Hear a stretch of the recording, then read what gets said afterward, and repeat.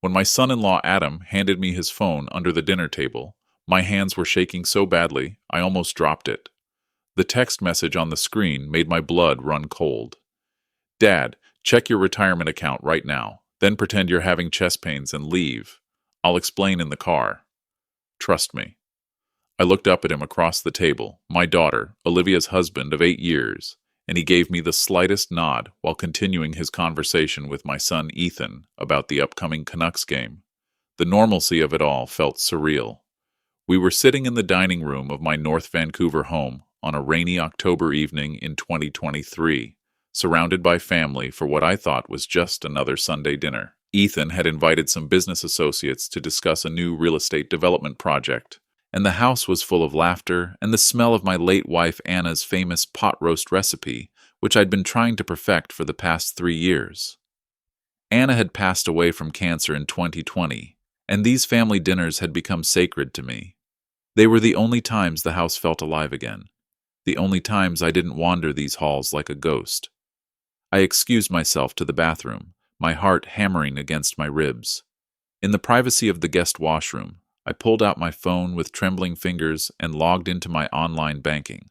The Royal Bank app took forever to load, each second stretching into eternity. When the screen finally refreshed, I had to grip the edge of the sink to keep from falling.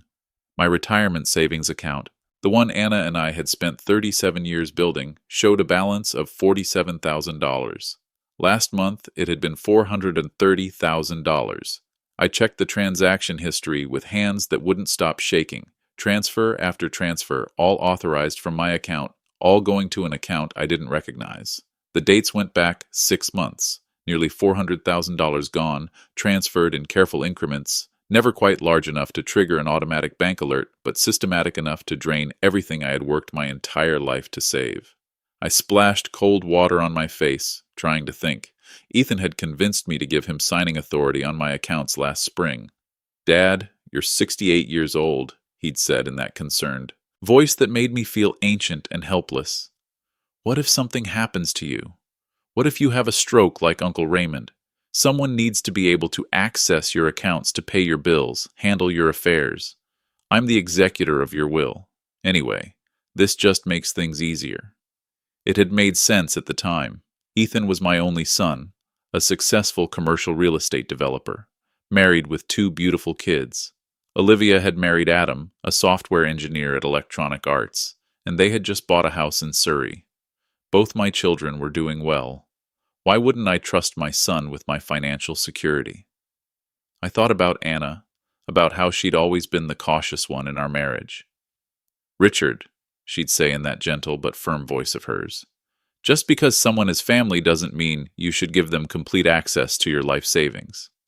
I had always thought she was being paranoid, overly protective. Now I realized she'd been protecting me from my own blind trust.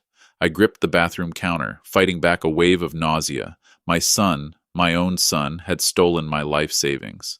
But why was Adam warning me? He was married to Olivia, Ethan's sister. What did he know that I didn't? I forced myself to take a deep breath and return to the dinner table. Ethan was holding court at the head of the table, my place. The place I'd sat for 43 years in this house. The place Anna had always served my plate first. When had I let him take that seat? "Dad, there you are," Ethan said with that broad smile that had charmed teachers, girlfriends, and apparently investors throughout his life. "I was just telling David and Marcus about the Lonsdale development. It's going to be the largest mixed-use project in North Van history, 12 stories, retail on the ground floor, luxury condos above. We're talking a $50 million project." The 3 men at the table, David Chen, Marcus Rodriguez, and someone I didn't recognize, nodded appreciatively. These were Ethan's investors, I realized. This whole dinner was a business meeting disguised as a family gathering. "That's wonderful, son," I managed to say, my voice hollow, though I'm afraid I'm not feeling very well. "I think I might need to—" "Dad, sit down.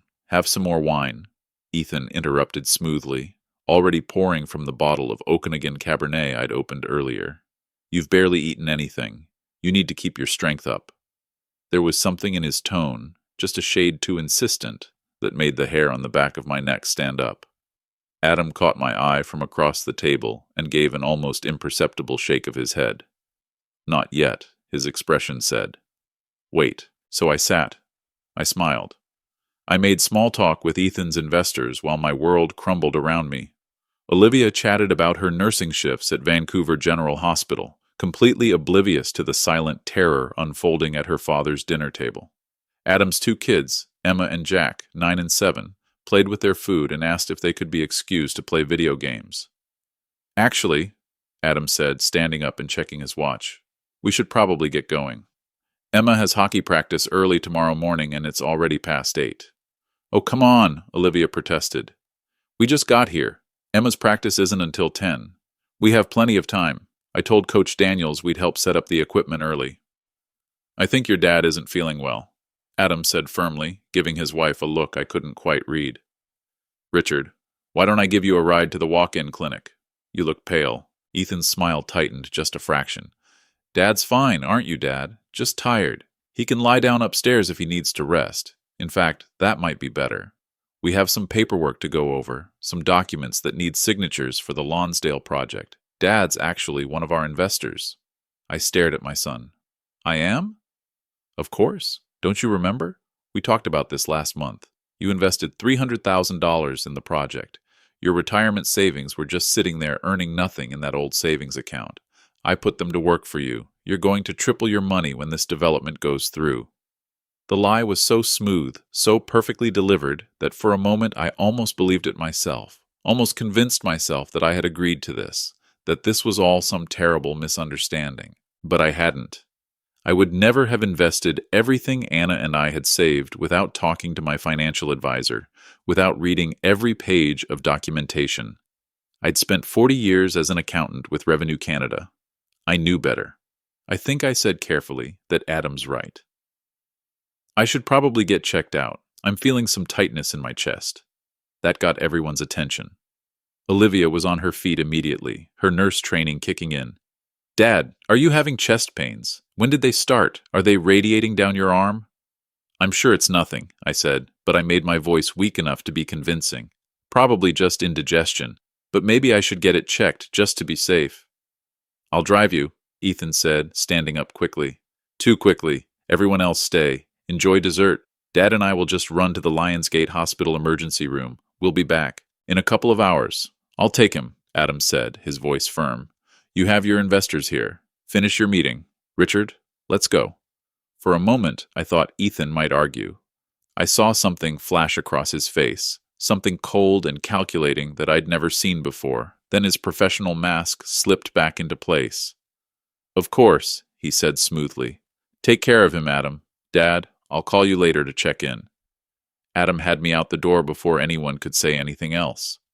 Olivia was gathering the kids, calling something about meeting us at the hospital, but Adam was already pulling out of the driveway in his Tesla, the rain hammering against the windshield. We drove in silence for 3 blocks. Then Adam pulled into the parking lot of Lonsdale Quay and turned off the ignition. What you saw in your bank account, he said without preamble, that's not even half of it. I turned to look at my son-in-law. Adam was 35, quiet and methodical, the kind of person who thought through every word before speaking. He and Olivia had met at UBC, and I'd always liked him, though I'd never felt like I really knew him. He kept to himself, spent most family gatherings listening rather than talking. Now he pulled out his laptop from the back seat and opened it, his fingers flying across the keyboard. I work in cybersecurity, he said. Part of my job is identifying fraud patterns, unusual digital behavior. About 3 months ago, I noticed something odd. Olivia mentioned that Ethan had asked her to witness some documents, transfer papers for your investment accounts. She thought it was routine estate planning, but the timing seemed off to me. Why would Ethan suddenly need to move all your assets around? He turned the laptop toward me. On the screen was a meticulously detailed spreadsheet showing every transaction from my accounts over the past 6 months. He's been siphoning money since April, Adam said. Small amounts at first, then larger chunks. The Lonsdale development project, it's real, but it's failing. Ethan took deposits from investors, used the money to pay off debts from his last failed project in Richmond. That one collapsed because he'd used investor funds as personal loans. He's been running a Ponzi scheme for at least 3 years. I stared at the numbers on the screen, my brain refusing to process what I was seeing. How do you know all this? I asked. Because I started digging, Adam said quietly. I hacked into his company's financial records. I know that's illegal, and I know this evidence probably can't be used in court. But I had to know what I was dealing with before I said anything to you or Olivia. Richard, your son isn't just stealing from you. He's stolen from at least 6 other investors, including 2 of his so-called friends back there at dinner. David Chen invested his entire life savings, $800,000.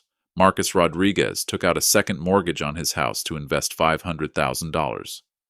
Dear God, I whispered. It gets worse, Adam continued, his voice grim.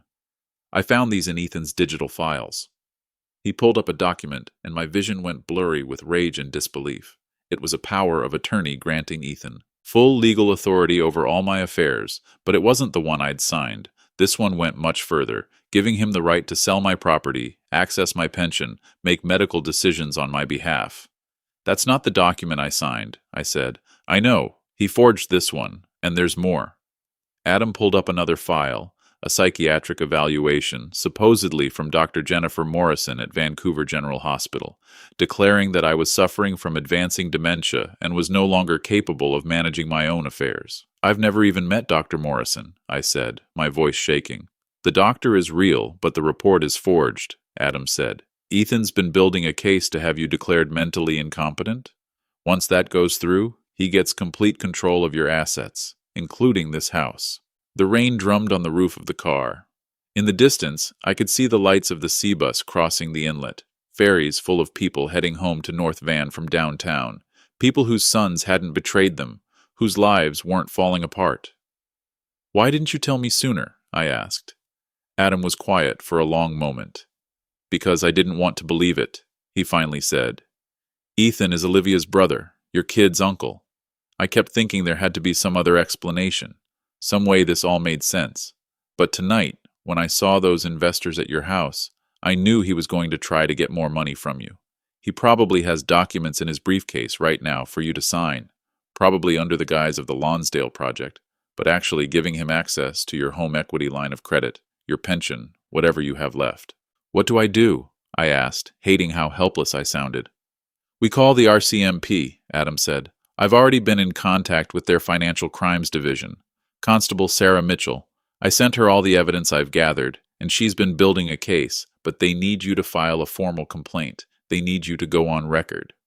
He's my son, I said, and my voice broke on the words. I know, Adam said gently. Richard, I know this is impossible, but if you don't stop him now, he's going to take everything, your house, your pension, your dignity, and he's going to keep doing this to other people. How many more families is he going to destroy? I thought about Anna, about how hard we'd worked for everything we had. I thought about the other investors, about David Chen's life savings, about Marcus, Rodriguez's house. I thought about my grandchildren, Emma and Jack, and what kind of man their uncle would become if no one stopped him. Okay, I said. Call your RCMP contact. Let's do this. Adam made the call. Constable Mitchell said she could meet us at the RCMP detachment in North Vancouver in 30 minutes. Adam called Olivia and told her I'd had a panic attack, that we were at the hospital, and that she should stay home with the kids. I hated lying to my daughter, but Adam was right. We couldn't risk her warning Ethan, even accidentally. The RCMP detachment was quiet on a Sunday night. Constable Mitchell was younger than I expected, maybe 40, with sharp eyes, and the kind of calm competence that comes from years of dealing with terrible situations. Mr. Thornton, she said, shaking my hand, I'm sorry we're meeting under these circumstances. Adam has been very thorough in documenting this case, but I need you to walk me through everything from your perspective. Start at the beginning. So I did. I told her about giving Ethan signing authority on my accounts, about the forged documents Adam had found, about the money missing from my retirement savings, about the investors at my house tonight. The problem, Constable Mitchell said carefully, is that your son technically had legal authority to make those transfers. You gave him signing privileges. A good lawyer could argue that he was making investment decisions on your behalf, but you didn't authorize those specific transfers. I know, but without concrete proof that you explicitly refused those transactions, without evidence that he forged your signature or acted against your explicit instructions, this becomes a very difficult case to prosecute. It's your word against his, and he's likely covered his tracks well. I felt the last bit of hope drain out of me. So, he gets away with it. I wouldn't say that, Constable Mitchell said with a small smile. What we need is for him to incriminate himself, to make him think he's gotten away with it, and then catch him in the act of either stealing more money or falsifying more documents. Adam leaned forward. You want Richard to wear a wire? Not exactly, the constable said, but something close. Mr. Thornton, are you willing to go back to your house tonight? To act like nothing has happened? If Ethan is planning to get you to sign more documents tonight, I want to catch him doing it. My stomach churned at the thought of going back, of sitting across from my son and pretending I didn't know what he'd done. But I nodded. I can do it, I said. What do I need to do? Just get him talking, Constable Mitchell said. Ask questions about the investments. Act confused about the paperwork. If he pressures you to sign something, read it carefully and ask questions. If he's forged your signature on other documents, if he's lied about where the money is going, we need him to do it again where we can document it. She fitted me with a small recording device, barely bigger than a button that attached, to the inside of my shirt collar. This is completely legal in Canada. You're allowed to record conversations you're part of. Everything he says will be admissible in court. Adam drove me back to my house. The rain had let up, and the streets of North Vancouver gleamed under the streetlights. It's nearly 10 o'clock, I thought, and I wonder if Ethan's investors are still there or if they've left, oblivious to the fact that their money is gone. You don't have to do this, Adam said as we pulled up outside my house. Yes, I do, I said. For Anna, for those other investors, for Emma and Jack. So they grow up knowing that actions have consequences. The house was quieter when I walked back in. The investors had left, but Ethan was still there, sitting at the dining room table with a briefcase open in front of him. He looked up when I entered, and his face broke into a relieved smile. Dad, thank God. Adam texted Olivia that you're okay. Just stress. I've been so worried. Come sit down. We should talk. I sat across from my son, this man I'd raised, whose diapers I'd changed, whose little league games I'd never missed, whose university tuition I'd paid without complaint. This stranger wearing my son's face. I'm sorry about tonight, I said. I don't know what came over me. Don't apologize, Ethan said smoothly. You've been under a lot of stress since Mom died. That's actually what I wanted to talk to you about. I've been thinking that this house is too much for you to manage alone. All these stairs, the maintenance, the yard work. What if you fell? What if something happened and no one was here to help you? I manage fine, I said carefully. I know you think you do, Ethan said, his voice dripping with concern. But Dad, you're not getting any younger. I found you confused the other day, remember? You couldn't remember where you'd parked your car at the grocery store, and last month you called me 3 times asking the same question about your medication. None of that had happened, but I saw what he was doing, building a narrative, creating a history of mental decline that didn't exist. Maybe you're right, I said slowly. I have been feeling forgetful lately. Ethan's eyes lit up. Exactly. Which is why I think we should talk about moving you into a care facility. Just a nice retirement community, nothing drastic. Somewhere with staff who can check on you, make sure you're taking your medications, help with meals. You'd have your own apartment, your own space, but with support. What about this house? I asked. Well, we'd have to sell it to pay for the care facility, Ethan said. But don't worry about that. I've already talked to a realtor. In this market, we could easily get $2 million for this property after paying off the mortgage and the line of credit. What line of credit? I interrupted. The one we took out last year, remember? For the roof repairs and the new furnace. $200,000. We talked about this. We hadn't, but I understood now. He was planning to forge documents showing I'd taken out a home equity line of credit, then pocket that money too. I don't remember that, I said carefully. See, that's exactly what I'm talking about, Ethan said, his voice full of false sympathy. These memory gaps are getting worse, which is why I need you to sign some papers tonight. Just protective measures, legal documents to make sure I can take care of you properly. He pulled out a stack of documents from his briefcase and slid them across the table. What are these? I asked, picking up the first one. Just standard estate planning stuff, Ethan said. Power of attorney updates, healthcare directives, property transfer authorizations. Sign here, here, and here. I've marked all the spots with sticky tabs. I forced myself to read the first document slowly. It was a general power of attorney granting Ethan complete control over all my financial and legal affairs, effective immediately. The second was a property transfer agreement, signing my house over to Ethan for estate planning purposes. The third was a living will, naming Ethan as my healthcare proxy with authority to make all medical decisions, including end-of-life care. If I signed these documents, I would have nothing. No money, no home, no control over my own life or death. Ethan, I said slowly, I want to understand something. Where exactly is my retirement money right now? In the Lonsdale development, like I told you, he said impatiently. Dad, we've been over this. You're going to make a fortune when the project completes. How much did I invest? I asked. $300,000, like we discussed. And when will I see returns on that investment? 18 months? Maybe 2 years? These things take time. Now come on, Dad. Sign the papers. I have an early meeting tomorrow. What if I want to withdraw my investment? What if I need that money now? I asked. Ethan's smile tightened. You can't. It's tied up in the project. That's how investments work. But it's my money, I said. Shouldn't I be able to access it?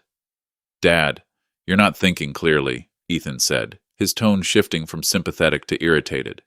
This is exactly why we need to get these papers signed. You're not capable of making these kinds of financial decisions anymore. Trust me, I'm doing this for your own good. My own good, I repeated. Or yours. Ethan went very still. What's that supposed to mean? It means I checked my bank account tonight, I said, unable to keep the tremor out of my voice. It means I saw that my retirement savings are gone, all of it. Not $300,000 invested in some development project, but $383,000 transferred out in increments over the past 6 months. It means I know there is no investment, Ethan. There never was. My son stared at me for a long moment. Then his expression changed, hardened into something I'd never seen before. Something cold. Who told you that? He asked quietly. Adam, does it matter? That smug son of a Ethan stopped himself, took a breath. Dad, listen to me. Adam doesn't understand business. Those transfers were legitimate investment transactions. Yes, I moved money around, but it was all for the project. Sometimes you have to shift funds between accounts, pay contractors, secure permits. It's all legal. It's all documented. Then show me the documentation, I said. I don't have to show you anything, Ethan snapped. I have signing authority on your accounts. Every transaction I made was within my legal rights. If you have a problem with that, you shouldn't have given me access in the first place. You're right, I said quietly. I shouldn't have trusted you. Ethan laughed. But there was no humor in it. Trust? You want to talk about trust, Dad? I've been carrying this family financially for years. Who do you think paid for Mom's cancer treatments when your insurance maxed out? Who do you think has been covering the property taxes on this house? You think your government pension and retirement savings were enough? I've put hundreds of thousands of dollars into keeping you comfortable, and now you're going to accuse me of stealing. I never asked you to pay for any of that, I said. No, you just accepted it gratefully and never asked questions, Ethan shot back. You were happy enough to let me handle everything when it was convenient. But now that I need something from you, now that I need you to be a team player and help with this investment project, suddenly you don't trust me. There is no investment project, I said. Is there, Dad? You've been stealing from your investors, David Chen, Marcus Rodriguez, probably others. You're running a Ponzi scheme, using new investor money to pay off old debts, and now you're trying to steal my house too. Ethan stood up abruptly, his chair scraping against the hardwood floor. You don't know what you're talking about. You're a confused old man who can't even remember where you parked your car. No one is going to believe you. The RCMP will, I said. Ethan froze. What? I've already filed a complaint, I said, standing up to face my son. They know everything. The forged documents, the fake psychiatric evaluation, the money you stole. They have records of every transaction. It's over, Ethan. For a moment, he just stared at me. Then he moved fast, crossing around the table. I genuinely couldn't tell if he was going to hit me or just try to intimidate me into backing down. He didn't get the chance to do either. The front door burst open, and Constable Mitchell came through with two other officers behind her. "Ethan Thornton, we have a warrant for your arrest. Put your hands where we can see them." Ethan spun around, his face going white. "What? This is insane. Dad, tell them this is a misunderstanding." But I didn't say anything. I just stood there, my legs shaking, while the police officers read my son his rights and snapped handcuffs around his wrists. "Theft over $5,000, fraud over $5,000, forgery and attempted fraud," Constable Mitchell said. "You have the right to retain and instruct counsel without delay." Ethan was shouting now about lawyers, about wrongful arrest, about how I'd regret this, but his voice seemed to come from very far away.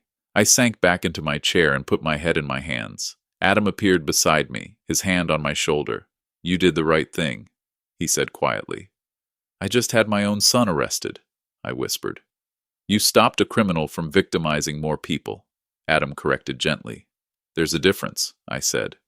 Melissa arrived 20 minutes later, after the police had taken Ethan away. She stood in the doorway of my dining room, her face pale, mascara running from tears. "Dad, what happened?" "The police just arrested Ethan. They won't tell me anything." "What's going on?" I looked at my daughter, this beautiful woman who'd inherited her mother's compassion and strength, and I didn't know how to tell her that her brother was a thief, that the man she'd looked up to her entire life had been stealing from his own father. Adam did it for me quietly and methodically, explaining everything to Melissa while I sat there, feeling like my heart had been ripped out of my chest. I watched my daughter's face as she processed what her husband was telling her, the disbelief, the denial, the horror, and finally, the devastation. "No," she kept saying. "No, Ethan wouldn't. He couldn't. There has to be some mistake." But there wasn't. Over the next few weeks, as the RCMP investigation continued, the full extent of Ethan's crimes came to light. He'd stolen nearly $2 million from various investors over 3 years. He'd forged documents, created fake companies, and falsified financial statements. The Lonsdale development project was real, but it had collapsed months ago when contractors realized they weren't getting paid. Ethan had been using new investor money to pay off old investors, classic Ponzi scheme tactics, while funneling hundreds of thousands to cover his own lifestyle, the luxury car lease, the private school tuition for his kids, and the mortgage on his $1 million house in West Vancouver. David Chen had lost everything. Marcus Rodriguez was facing foreclosure. 2 other investors had taken out personal loans based on Ethan's promised returns and were now drowning in debt. The trial took 18 months. Ethan pleaded not guilty, claimed he'd made honest business mistakes, insisted he'd intended to pay everyone back once the development project got new financing. His lawyer painted me as a confused elderly man who'd forgotten giving his son permission to invest my savings. But Adam's digital evidence was damning. The forged documents, the fake psychiatric evaluation, the systematic transfers that followed patterns of financial abuse, and the recording from that night with Ethan's own words admitting to moving money around, refusing to show documentation, pressuring me to sign away my house. In March 2025, my son was convicted on multiple counts of fraud and theft. The judge sentenced him to 8 years in federal prison. I didn't attend the sentencing. I couldn't. Instead, I sat in my house, the house Catherine and I had bought in 1982, where we'd raised our children, now empty and echoing, and I cried for the son I'd lost, not to prison, but to greed, to whatever darkness had turned my boy into a man who could look his own father in the eye and steal everything from him. Melissa stopped speaking to me for 6 months. She blamed me for destroying her family, for not giving Ethan a chance to make things right, for not believing that he'd intended to pay the money back. Her marriage to Adam nearly fell apart under the strain, but Adam held firm, kept showing her the evidence, kept reminding her that her brother's choices weren't her fault or mine. Eventually, slowly, Melissa came back. We had coffee in March 2025, just after Ethan's sentencing. She cried, and I cried, and we mourned together for the brother and son we thought we knew. I keep thinking about all the signs I missed. She said the expensive watches, the new cars every year, The way he always seemed to have money for everything. I thought he was just successful. I thought he'd figured out something. I hadn't. We both missed them. I told her I wanted to believe that my son was successful, that I'd raised him right. I didn't want to see that his success was built on stealing from other people. The civil suits came next. David Chen, Marcus Rodriguez, and the other investors sued Ethan for restitution. They also sued me, arguing that as the father, I should have known what my son was doing and should have stopped him sooner. Those suits were eventually dismissed, but the legal fees depleted what little I had left in my accounts. I sold the house in August 2025. I couldn't afford to keep it, and honestly, I couldn't stand to live there anymore. Every room was haunted by memories of that dinner party, of Ethan sitting at my table and lying to my face, of me being so blind and trusting that I'd handed him the keys to my financial destruction. I moved into a small apartment in New Westminster, closer to Melissa and Adam. I got a part-time job at a tax preparation office during filing season, helping other seniors navigate their returns. The income wasn't much, but it helped supplement my pension and gave me something to do, besides sit alone and replay every conversation I'd ever had with Ethan, looking for the moment where I could have stopped this. Adam helped me establish new bank accounts with fraud monitoring, set up alerts for any unusual transactions, and taught me how to protect my digital identity. We never talked about the fact that he'd saved my life by risking his relationship with his wife and his standing in the family, but I think he knew how grateful I was. In October 2025, exactly 2 years after that dinner party, I started volunteering with the Canadian Association of Retired Persons, speaking to seniors about financial abuse within families. I told my story to church groups, community centers, and retirement homes. I showed them the warning signs I'd missed, the request for signing authority, the forged documents, the gaslighting about memory problems. Family financial abuse is real. I would tell them it happens to smart people, educated people, people who think they're too careful to be victims. I was an accountant for 40 years. I knew how to spot fraud, but I couldn't see it when it was coming from my own son. I told them about the statistics I'd learned. According to the RCMP, financial abuse of elderly Canadians costs victims more than $850 million annually. Often the perpetrator is a family member. Often it goes unreported because victims are ashamed or because they don't want to get their children or grandchildren in trouble. Don't make the decisions I made. I would say don't give anyone, even family, complete control over your finances. Keep separate accounts. Review your statements regularly. Ask questions, demand documentation, and most importantly, trust your instincts. If something feels wrong, it probably is. Emma and Jack, Adam and Melissa's kids, are teenagers now. They know their uncle is in prison, though I don't think they understand the full story yet. Sometimes Emma asks me if I ever visit Ethan. I tell her the truth. I haven't. I don't know if I ever will. Ethan writes me letters. Sometimes they come to Melissa's house because he doesn't know my new address. She brings them to me unopened, and I put them in a drawer without reading them. I'm not ready to hear his explanations, excuses, or apologies. Maybe I never will. Adam and I have coffee every Sunday morning, just the two of us at a little cafe near Waterfront Station. We talk about hockey, his work, the kids. We never talk about Ethan, but I think he knows that those Sunday mornings, those quiet conversations over coffee and bagels, are the thing that keeps me going. They remind me that not everyone in the world is out to betray the people who trust them. The money is gone, most of it. The court ordered Ethan to pay restitution, but he has nothing. His assets were seized to pay back victims, but there wasn't enough to cover everyone's losses. I got back about $80,000, roughly 20% of what was stolen. David Chen got even less. Marcus Rodriguez lost his house, but I still have my apartment, my part-time job, my pension. I still have Melissa, who calls me every day just to check in. I still have Adam, who proves that family isn't always about blood, but about who shows up for you when your world is falling apart. I still have Emma and Jack, who spend every other weekend with their grandpa Rick, teaching me about Minecraft, TikTok, and all the things that make me feel ancient, but also connected to a future bigger than my mistakes. And I have Catherine's memory. I visit her grave every month, bring her favorite flowers, white roses, and tell her she was right. She was always right. You tried to warn me, I tell her. You tried to make me see that being a good father doesn't mean giving your children everything they want. including your trust when they haven't earned it. I think about that dinner party sometimes, about Adam slipping me his phone under the table, about that moment when I had to choose between my comfort and the truth. I think about how easy it would have been to pretend I hadn't seen the missing money, to believe Ethan's lies, to sign those documents and let him steal everything rather than face the reality that my son had become someone I didn't recognize. And I'm grateful. Grateful that Adam was brave enough to speak up. Grateful that I was brave enough to listen. Grateful that I called the RCMP instead of trying to handle it within the family like Ethan's lawyer suggested, like part of me wanted to do. Because the truth is, protecting Ethan would have meant destroying everyone else. It would have meant letting David Chen, Marcus Rodriguez, and all the other investors lose everything. It would have meant teaching Emma and Jack that family loyalty means covering up crimes. It would have meant betraying everything Catherine and I had tried to teach our children about integrity and accountability. Some people have asked me if I regret turning in my own son.